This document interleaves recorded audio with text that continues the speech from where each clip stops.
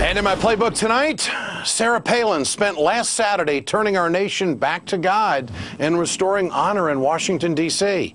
But on Slanthead's radio show, she showed just how honorable she really is. She attacked the media with some shots that went way below the belt. I don't read some of it because I know that those who are impotent and limp and gutless, and then they go on, they're anonymous. They are sources that are anonymous. And impotent, limp, and gutless reporters take anonymous sources and cite them as being factual references. It just slays me.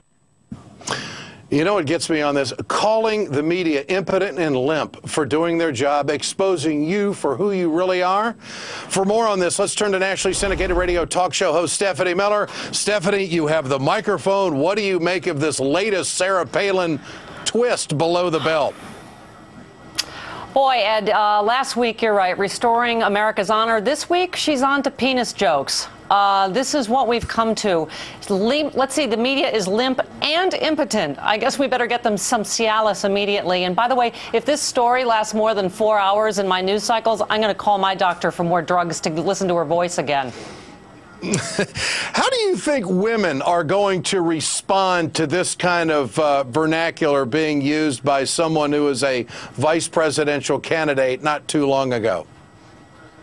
Well, yes, for someone that just referred to Governor Jan Brewer's gonads or testicles or whatever it is she called them, Jan Brewer, God bless her, Ed, she's the only one that's saved Sarah Palin from this latest news cycle from Vanity Fair. She's the only Republican woman that speaks English worse than Sarah Palin does, which is ironic for someone that wants to keep people out of Arizona that don't speak English very well. What if the First Lady of the United States, Michelle Obama, were to talk like this? What kind of conservative media coverage do you think that she would get?